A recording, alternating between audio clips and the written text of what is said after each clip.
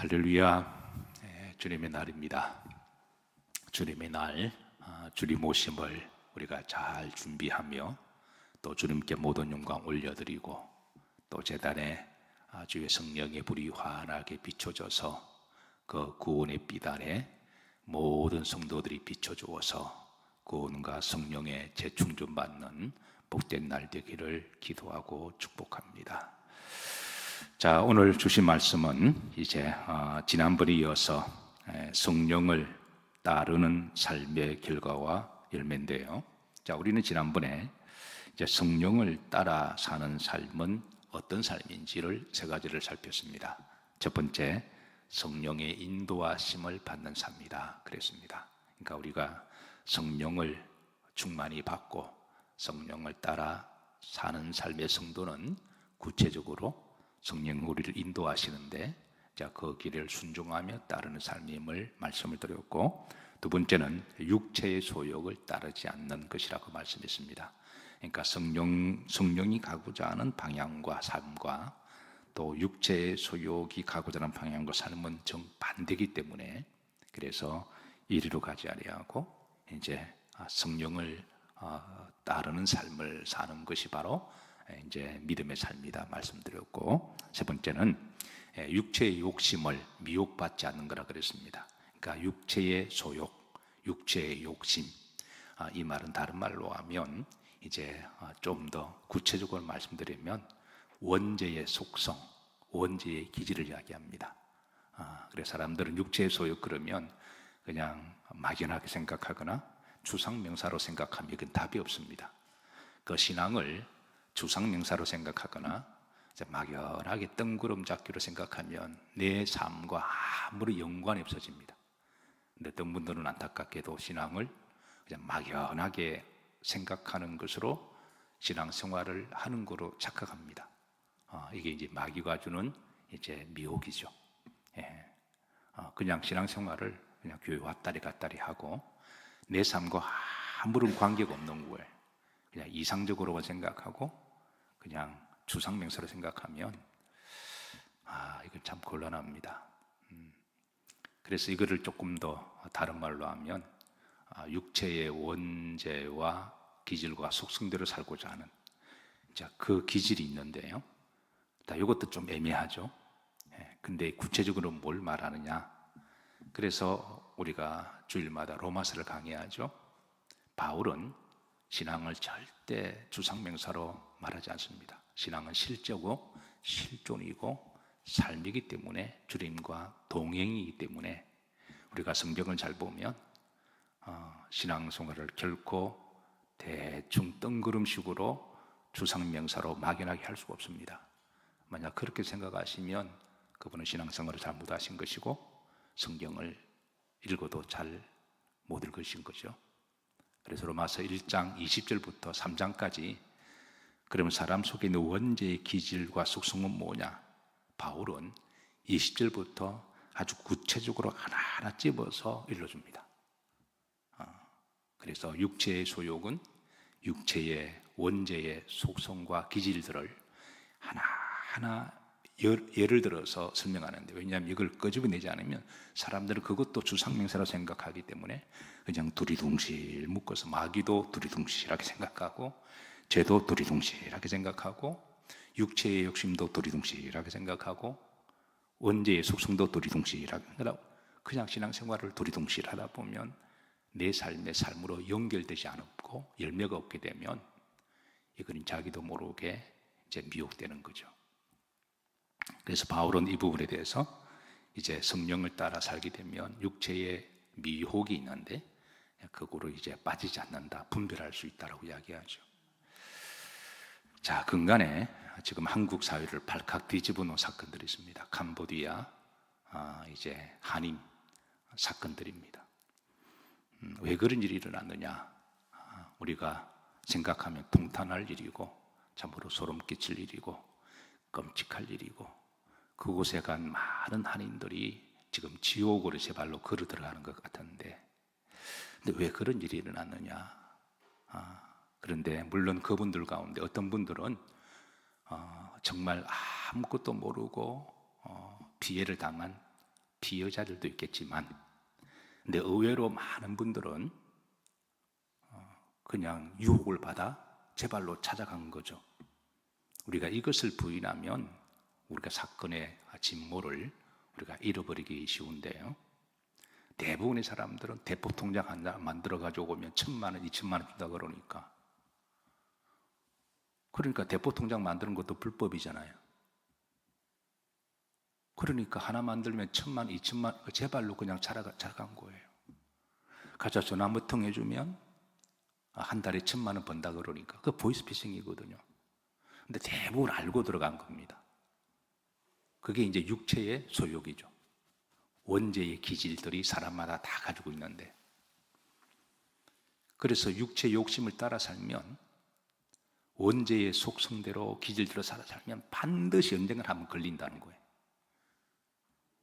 평상시는 잘 몰라도 마귀가 한평생 그 사람을 계속 유혹하는 거잖아요. 이번에 안 걸리면 너 다음에 걸린다. 그러니까 육체의 욕심을, 이걸 좀 더 정확하게 말하면 원죄의 속성들이 다 있으니까. 조금 더 구체적으로 말하면 바울이 로마서 1장 20절부터 로마서 3장까지 그걸 하나하나 다 끄집어냅니다. 구체적으로. 오늘 집에 가셔서 한번 구체적으로 뭔지 한번 다 보시면, 거기 어떤 사람은 하나님을 없다라고 무신론자도 나오고요, 하나님 형상을 짐승과 버러지로 바꾸는 진화론자도 나옵니다. 여러분, 하나님 부인하면 진화론자는 이미 2000년 전부터 예언한 거예요. 하나님 형상을 짐승과 버러지 형상으로 바꿨다 그러잖아요. 그러니까 공산주의자들은 기본적으로 하나님을 부인하거나 하나님을 믿지 않잖아요. 그러니까 공산주의 기본 사상은 무신론이나 진화론자들이죠. 왜냐하면 사람의 생명은 저절로 생겼거나 아니면 짐승이 사람의 존엄성이나 영혼의 가치가 없는 겁니다. 우리가 기독교에서는 사람이 왜 그렇게 존귀하고 영광스럽고 귀하게 보느냐 하면, 아무리 타락해도 그럼 그 사람 안에는 하나님의 영성이 들어가 있잖아요. 사람의 생명에 무한한 가치, 천하를 바꾸어도 비견할 수 없는 사람의 그 영혼의 존귀함, 이거는 뭘로도 이거는 비교할 수 없는 거거든요. 근데 그거를 싹 빼버리니까, 사람은 무에서 나띵에서 something이 되었으니까, 한 사람 죽이거나 이용해도 그건 무니까, 아니면 사람을 돼지처럼 잡아도 사람은 짐승의 사람으로 진화된 거니까 사람 잡아나 짐승 잡아나 똑같은 거예요. 그래서 무신론자가 무서운 거고 진화론자가 무서운 거죠. 진화론의 사상이 여러분 적자생존이 있고 또 약육강식이 있잖아요. 진화론 자체도 문제가 되지만 진화론의 그 논리대로 하면은 약한 사람은 강한 놈한테 죽임당하는 게 자연의 법칙으로 보는 거죠.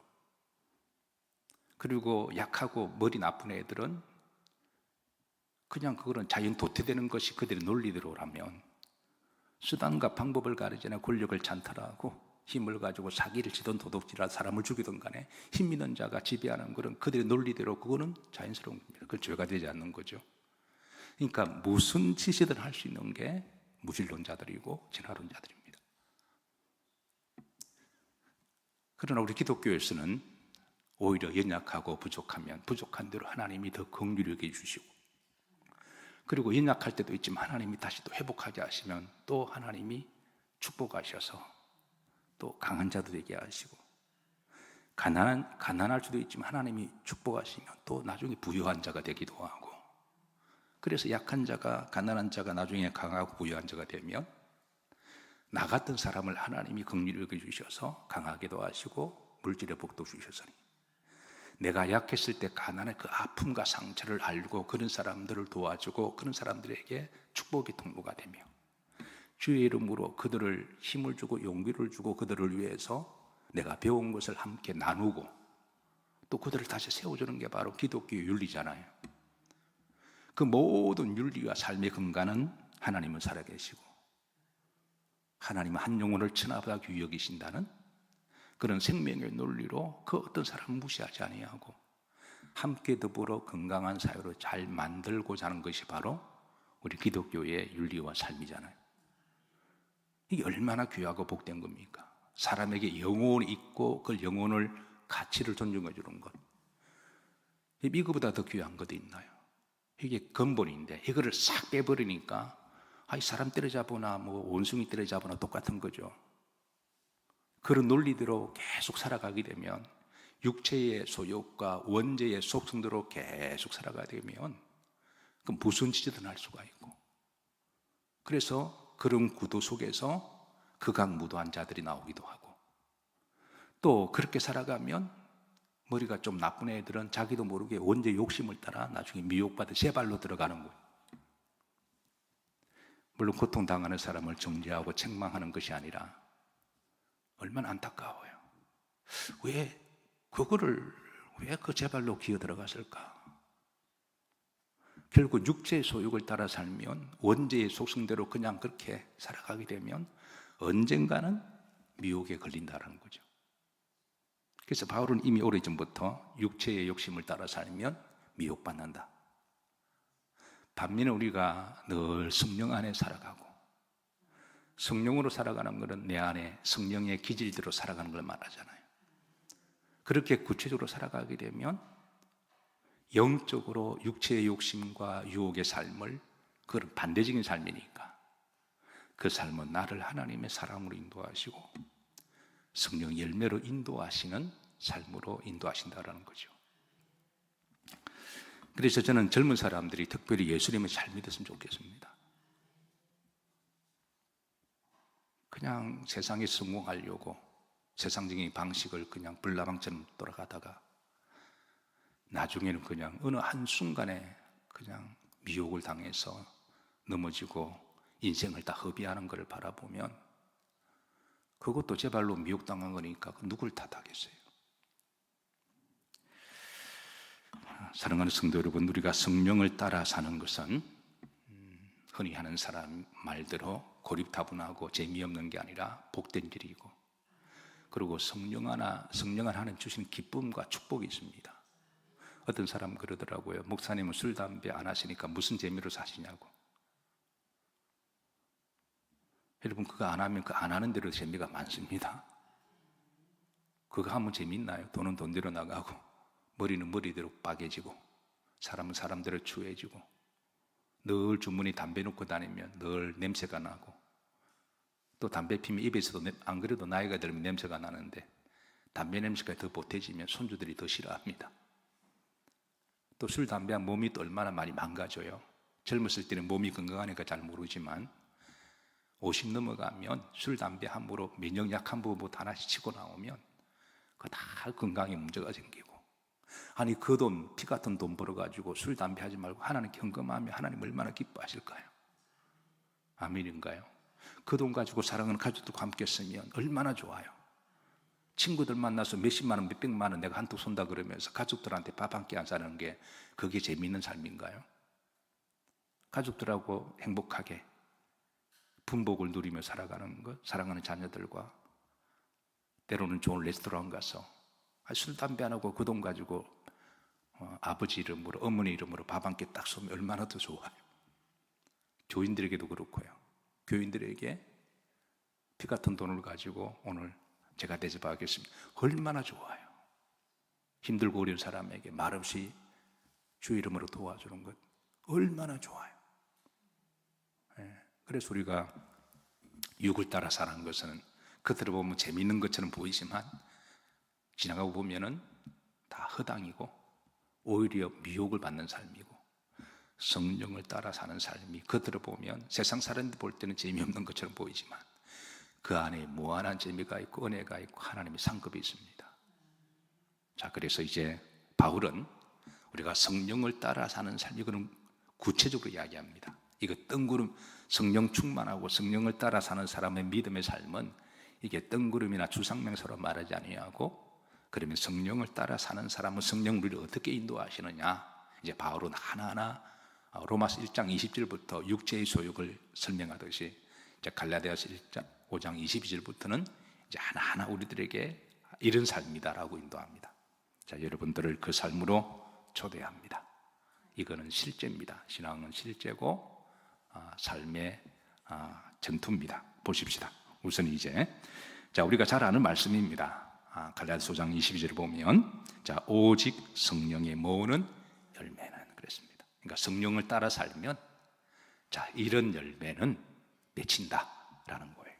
성령의 열매는. 그리고 이제 22절부터 23절까지는 이런 잘 9가지 나오죠. 따른다. 사랑과 희락과 화평과 오래 참음과 자비와 양성과 충성과 온유와 절제다. 자, 9가지 이름 잘 아시는 열매들이죠. 잘 알지만 다시 한번 되새기시고 다시 한번 기도하시고 이런 열매들을 많이 맺히기를 주의 이름으로 축복합니다. 자, 그런데 23절 보시면 자, 후린지를 보면 자, 바울은 이렇게 증가합니다. 이 같은 것을 뭐 할 법이 없다? 금지할 법이 없다. 이게 무슨 말일까요? 자, 9가지를 바울은 쭉 대표적으로 9가지 열매 이거 외에도 플러스 더 있습니다.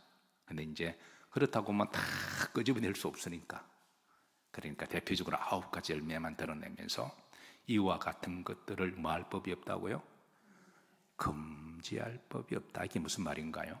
바울은 성령의 열매 맺는 것을 소위 나무 비유로 합니다. 가령 농부가 나무를 심었습니다. 그러면 나무를 정성스럽게 정상적으로 심었다면 때가 되면 무엇이 맺혀요? 열매가 맺히는 거예요.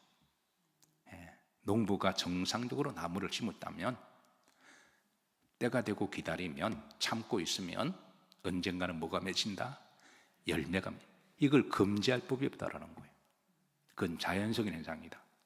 만약에 나무를 심었는데 열매가 안 맺힌다. 때가 되어서. 그러면 뭐가 문제예요? 뭔가를 잘못 심은 겁니다. 뿌리가 죽었거나 뿌리는 보이지 않죠? 아니면 나무가 병들었거나 아니면 뭔가 관리를 잘못했거나 만약 우리가 신앙생활을 하는데 때가 되어서 우리가 예수님 믿는다고 다른 말로 성령을 따라 사는 사람 하나님 영이시니까 그래서 그 뿌리가 하나님과 연결이 되어 있고 믿음 생활을 건강하게 하면 믿음 생활을 건강하게 정상적으로 하면 하나님은 때가 되면 반드시 열매를 맺게 하십니다. 근데 신앙생활을 몇십 년을 했는데도 어디 가서 직분은 자랑하는데 어제 어느 결혼식에 갔습니다. 결혼식 갔는데 앞에 계신 어느 분이 세문안교회를 다닌다 그러시더군요. 근데 세문안교회가 우리나라의 장로교회는 장자교회입니다. 감리교회 장자교회는 정동교회죠. 그러니까 세문안교회는 언더도 목사님이 1887년에 세우셨거든요. 정동교회는 아펜젤러 목사님 1885년에 세우셨고 그러니까 두 교회는 우리나라를 대표하는 그런 자랑스러운 교회입니다. 그래서 이제 세문안교회 다니신다 그러셔서 속으로 내심 반가운 거예요. 교단은 다르지만 그래도 장로교회는 마들 처치가 세문안교회고 그러니까 특별히 그 장로님이 더 귀하게 보이시고 세문안교회는 장로님은 아무나 안 세웁니다. 교회가 규모도 있지만 어쨌든 교회를 대표하는 얼굴이잖아요. 그래서 인상도 좋으시고 그 부부도 옆에 또 아마 권사님 같으세요.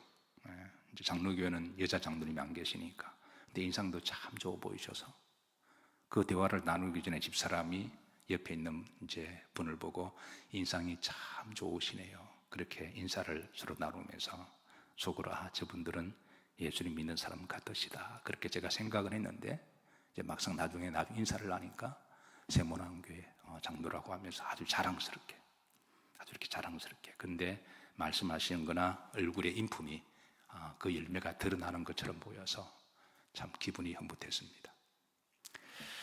신앙생활을 오래 하는 것은 참 좋은 일입니다. 좋은 교회, 역사와 전통이 있는 교회 참 좋은 일이죠.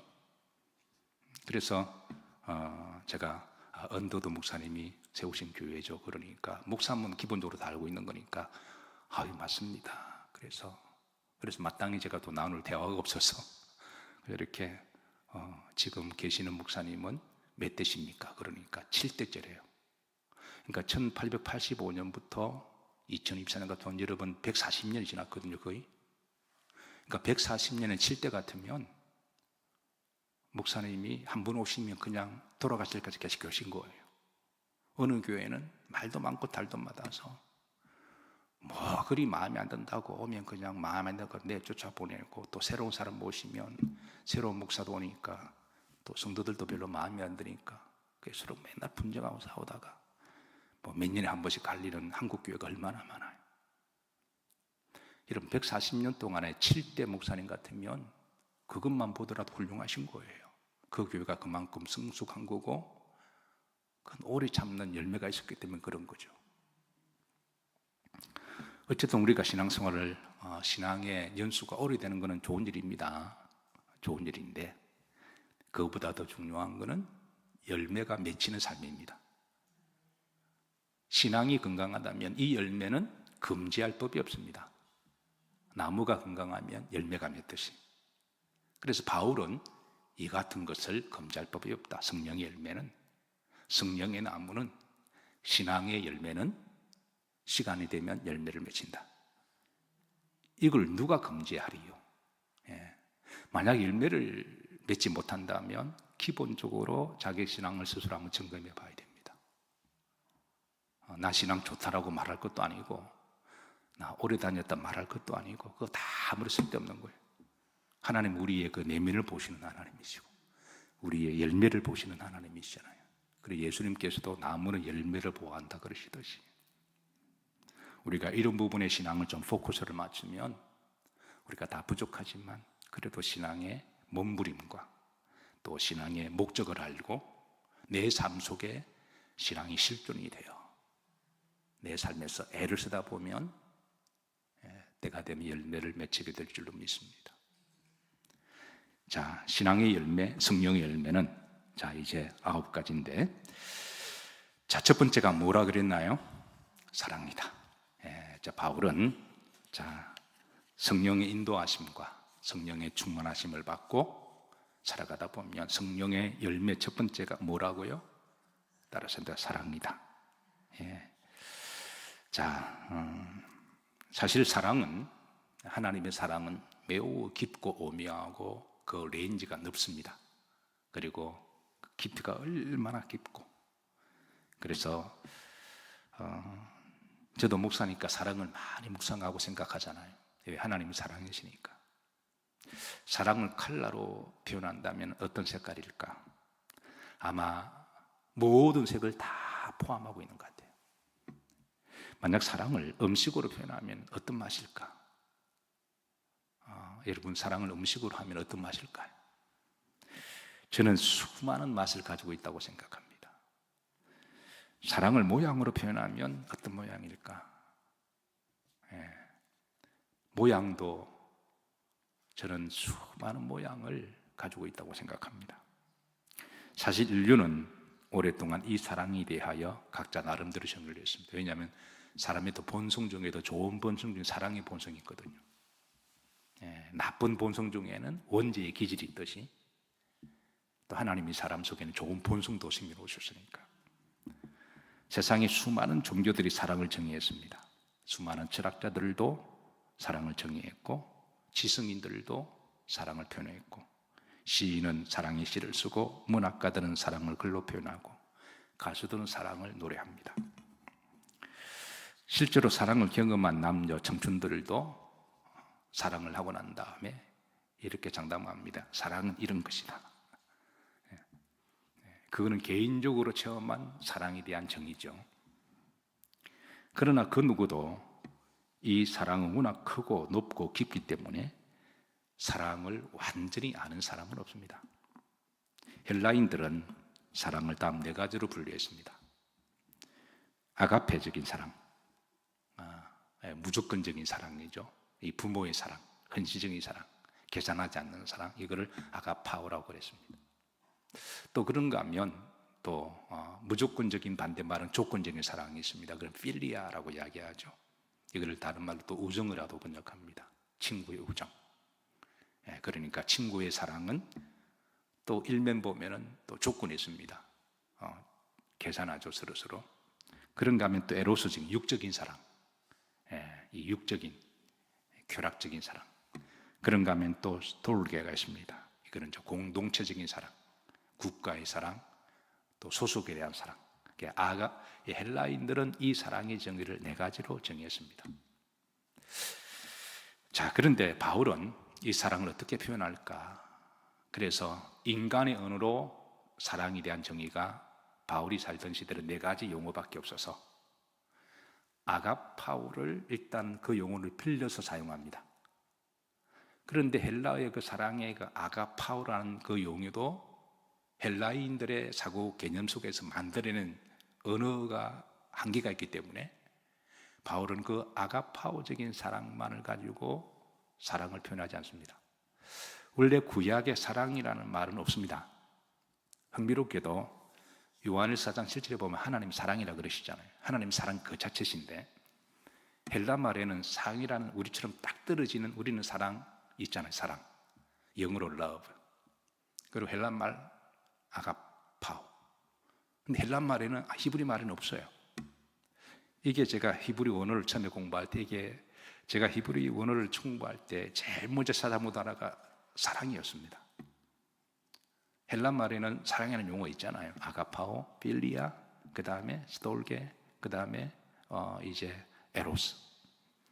근데 왜 없을까? 히브리 말로. 한동안 제게는 숙제였고 기도 제목이었습니다. 굳이 찾으라고 한다면 사랑이라는 단어가 헤세드라는 말이 있습니다. 헤세드. 한번 따라서 헤세드. 우리 목사님들 모임이 있습니다. 그 감리사님들 모임 중에 또 여러 그룹이 있는데요. 그 감리사님 모임 중에 저보고 이름을 지어달라 그래서 제가 기도하다가 이름을 헤세드라고 지었습니다. 어느 분이 무슨 뜻이냐 그러길래 표현하기는 좀 애매하지만 워낙 그 단어 속에 많은 영적인 함의가 있어서 한 단어로 표현하면 사랑이다 라고 이렇게 설명을 했지만 그 헤세드가 그래요. 헤세드가 문맥에 따라 사랑으로 번역되기도 하고 은혜로 번역되기도 하고 자비로 번역되기도 하고 인자로 번역되기도 하고 친절로 이게 번역이 문맥에 따라 다양하게 번역됩니다. 그런데 가장 많이 적절한 번역은 사랑이기는 한데 왜 이럴까? 제가 아까 말씀드렸던 사랑은 색깔로 말하면 어떤 색깔이겠어요? 어느 색깔이라고 단정할 수 없잖아요. 사랑을 모양이라고 하면 어떤 사람은 동그라미라고 이야기합니다. 그런데 어떤 사람은 사랑은 네모일 수도 있는 거거든요. 어떤 사람은 사랑은 팔각형일 수도 있습니다. 사랑을 음식으로 하면 여러분 어떤 맛일까요? 피자 맛일까요? 된장 맛일까요? 한국 사람들은 된장, 고추장 맛이라 할 수 있지만 이탈리아 사람들은 피자 맛이라 말할 수 있잖아요. 그러니까 사랑의 맛도 남녀간에 체험한 사랑도 그건 지 맛이지 또 다른 또 맛은 또 다른 거잖아요. 그러니까 사랑은 워낙 깊고 넓어서 하나님은 사랑이 하나님이 얼마나 넓고 크세요. 그러니까 그 하나님의 사랑을 인간의 제한, 인간 언어 자체가 표현된다고 하는 자체가 제한적이니까 인간의 언어가 불완전하니까 그래서 그렇구나. 구약의 인간 언어로 표현할 수 없는 단어가 사랑이다. 그래서 문맥에 따라 번역되는 말이 헤세드인데 바울은 그래서 이 사랑을 정의할 때 헬라적 용어 아가파오를 빌려서 오긴 하지만 그 사랑의 전의를 오늘 9가지를 쭉 풀어주는 거예요. 이건 헬라적 용어 속에는 없는 용어들입니다. 그리고 성경적으로 바울은 성경을 잘 아니까 구약의 헤세드가 흐르는 하나님의 그 속성들을 찾아내서 오늘 바울의 그 유명한 바로 성령의 열매는 사랑과 희락과 이런 식으로 사랑을 풀어냅니다. 참으로 놀라운 영적인 통찰력이 아닐 수가 없습니다. 그리고 바울은 이제 이어서 이제 그 사랑은 자 우선 요한일서 4장 7절 8절 보시면 다 같이 한번 합독하십시다. 사랑하는 자들아 우리가 서로 사랑하자. 사랑은 하나님께 속한 것이니 사랑하는 자마다 하나님으로부터 나서 하나님을 알고 사랑하지 아니하는 자 하나님을 알지 못하나니 이는 하나님은 사랑이죠. 그러니까 하나님을 사랑을 체험하는 사람은 하나님을 안다 그럽니다. 사랑하지 않으면 하나님을 알지 못한다 그런 거예요. 그러니까 여러분 우리가 성령 충만한 삶은 뜬구름이 아니라 실존이라는 거예요. 정말 신앙생활을 잘하면 자연스럽게 사랑의 열매가 맺히는 거예요. 바울은 고린도서 13장 4절에 보면 사랑의 정의를 이렇게 합니다. 자, 이제 사랑은 뭐냐? 이게 바울의 놀라운 영적인 통찰력입니다. 성령의 삶, 구체적인 삶과 또 사랑의 삶은 뜬구름으로 막연하게 그냥 교회 왔다리 갔다리 하면서 나 교회 다니고 목사다. 그거는 사명 잘 감당을 해도 타이틀이지 그거는 실제 삶이 아니라는 거예요. 그건 타이틀입니다. 그거는 하나님 직분 잘하라고 주신 그거는 펑션이지. 어떤 사람은 타이틀을 자기의 신앙이라고 생각, 그건 아닙니다.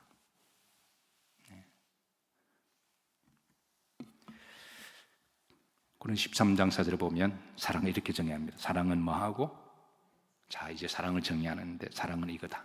그리고 바울이 정의하는 이 사랑의 정의는 구약의 헤스드라는 용어하고 구약을 통틀어 잘 알고 난 다음에 나오는 사랑의 속성입니다. 이런 사랑의 정의는 바울 외에는 한 사람이 없습니다. 헬라인의 그 철학자들도 헬라의 그 용어들도 이걸 담아내지 못합니다. 그리고 바울은 헬라 용어 아가파오를 빌려서 쓰기는 하지만 아가파오가 표현하지 못하는 그 사랑의 정의를 고린도서 13장에서 쭉 풀어줍니다. 이거는 한번 읽고 지나갈 말이 아닙니다. 아, 사랑은 이런 것이구나. 하나님은 사랑이시고, 그래서 여러분 우리가 믿음 생활을 잘하길 원하신다면 여러분은 사랑에 대한 궁금증이 있을 것이고 사랑에 대한 한없는 그런 사랑에 대한 갈망이 있을 것입니다. 그리고 하나님처럼 나는 사랑하고 싶다. 하나님의 사랑을 내가 드러내고 싶다. 그게 예수 믿는 사람 열매죠.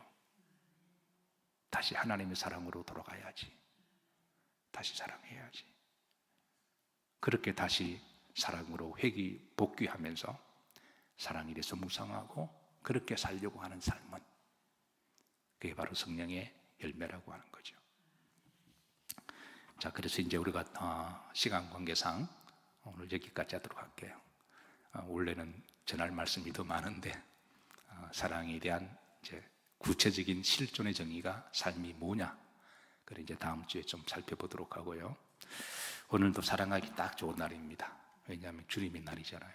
하나님의 날이니까 여러분의 마음속에 하나님의 사랑을 가득 안고 그 사랑이 나의 가슴을 뛰게 만들고 그 사랑이 나를 흥분하게 만들고 그 사랑이 나를 기쁘게 만들고 그 사랑이 나에게 힘을 주고 오늘도 하나님의 사랑으로 몸된 교회를 잘 섬기시고 또 사랑의 열매를 많이 맺어서 여러분들도 사랑의 열매를 맛있게 잡수시고 또 열매를 따서 남도 좀 주시고 그래서 사랑하기 딱 좋은 날 사랑을 통해 하나님을 더 알아가시고 사랑이 더 깊어지시고 사랑이 더 넓어지는 복된 주일 되기를 주의 이름으로 축복합니다.